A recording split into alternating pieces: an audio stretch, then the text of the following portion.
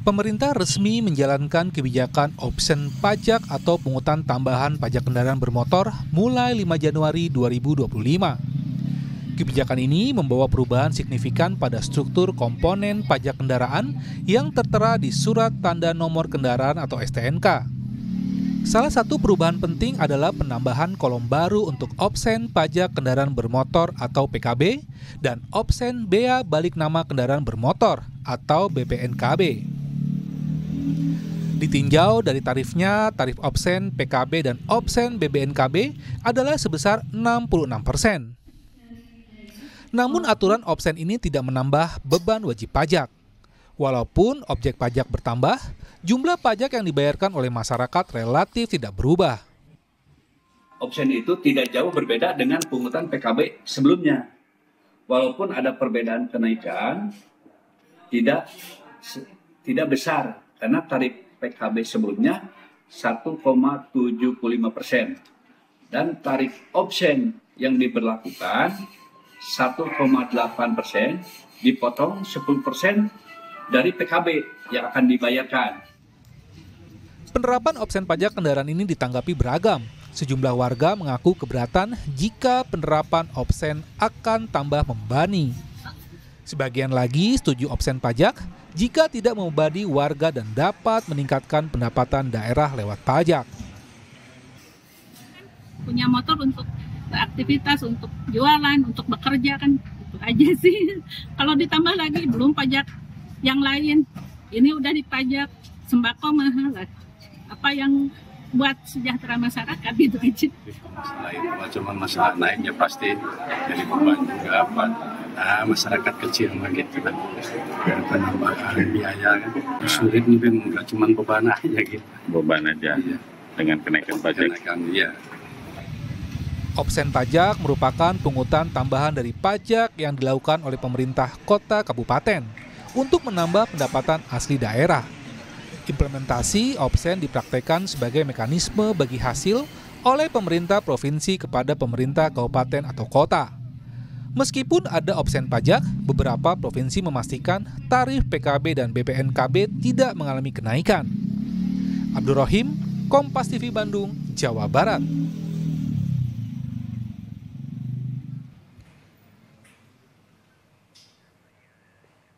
Dan saudara, untuk mengetahui lebih jelas terkait penerapan opsen pajak kendaraan 2025 ini sudah bergabung bersama Jurnal Merah Putih Dedi Taufik, Kepala Badan Pendapatan Daerah Jawa Barat. Selamat sore Pak Dedi. Sore. Pak Dedi, apa yang menjadi dasar penerapan opsen pajak ini? Ya, yang menjadi perubahan ini kan sebetulnya hanya perubahan mekanisme aja ya di dalam pola perhitungannya. Nah, yang dulu penggunaan Undang-Undang 28 ini menggunakan pola bagi hasil, yaitu dana bagi hasil untuk kabupaten kota. Nah, sekarang option ini ada tambahan pajak yang memang langsung ke kabupaten kota. Nah, proporsinya yang dulu itu proporsi 70-30, sekarang 60-40, jadi 40% untuk kabupaten kota. Nah, kemudian juga dari pola perbedaan ini, ya, penyesuaian ini, kita sudah melakukan langkah-langkah, terutama tadi option PKB dan BBNKB, yang memang kuncinya bagaimana dalam rangka meningkatkan kapasitas fiskal daerah ya, supaya meningkat. Kemudian juga berikutnya, yang kedua, jangan sampai bisa membebankan kepada masyarakat. Nah, itu yang kita lakukan hampir seluruh badan pendapatan di seluruh Indonesia seperti itu. Nah, kemudian juga untuk Jawa Barat sendiri kita sudah melakukan langkah-langkah ya, terutama supaya tidak membebankan masyarakat. Kita sudah mengeluarkan keputusan gubernur, yaitu pemberian pengurangan atas pajak terutang pajak ya untuk kendaraan bermotor, option pajak kendaraan bermotor, kemudian juga pajak terutang bea balik nama kendaraan bermotor dan option bea balik nama kendaraan bermotor. Nah, untuk biaya balik nama ini 0 untuk tahun 2025. Nah, berarti kan ini sudah tidak membebankan kepada masyarakat untuk pola balik nama. Kemudian juga untuk BBNKB juga sama, kita sudah berikan relaksasi. Kemudian juga untuk PKB juga kita menggunakan relaksasi yang tadi melalui keputusan gubernur. Jadi kuncinya tidak membebankan kepada masyarakat dan kemudian juga kembali kepada pola yang sekarang di tahun 2024 ini. Itu yang kita lakukan di pemerintah Provinsi Jawa Barat. Seperti apa mekanismenya untuk option pajak kendaraan ini, Ya. Pak Dedi? Jadi option itu kalau pada tahun 2024 ya, untuk polanya itu per 1 bulan ya. 1 bulan itu begitu WP membayar pajak, nanti kita akan transfer ke kabupaten kota 1 bulan waktunya. Tapi dengan option ini, ya alhamdulillah kita harus melihat secara keseluruhan, terutama berkaitan dengan kesisteman yang ada di Samsat ya. Alhamdulillah di Jawa Barat kita didukung juga oleh tim pembina Samsat nasional, tim pembina Samsat provinsi, baik itu Polda Jabar, Polda Metro, dan Korlantas. Alhamdulillah tentang kesisteman ini bisa dilaksanakan, dan kemudian juga dari asosiasi, dari dealer ini mendukung berkaitan dengan option.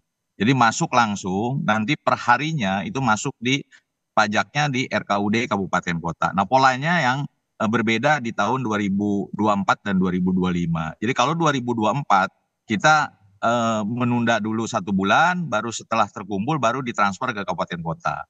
Tapi kalau yang sekarang dengan option PKB, BBNKB sesuai Undang-Undang 1 HKPD tahun 2022 dan PP 35 dan Perda 9 yang ada di Jawa Barat, kita melakukan dengan sistem seperti itu. Jadi per hari ini ya kita sudah memperlakukan di tanggal 5 Januari, alhamdulillah kita melaksanakan dengan baik untuk pembagian tadi kaitan dengan pajak daerahnya. Gitu. Berarti sebenarnya pajak kendaraan ini naik atau tidak jika dihitung secara keseluruhan, Pak Dedi? Iya, kalau dari sisi tarif kita ada penyesuaian, tapi kita juga sudah melakukan relaksasi. Ya, relaksasi ini terhadap pokok pajak terhutangnya. Nah, ini justru kembali kepada pemberlakuan di tahun 2024. Nah, ini sama gitu ya untuk pola pembayaran pajaknya atau WP membayar pajak kendaraan bermotor, baik itu PKB maupun BBNKB sama dengan tahun sebelumnya.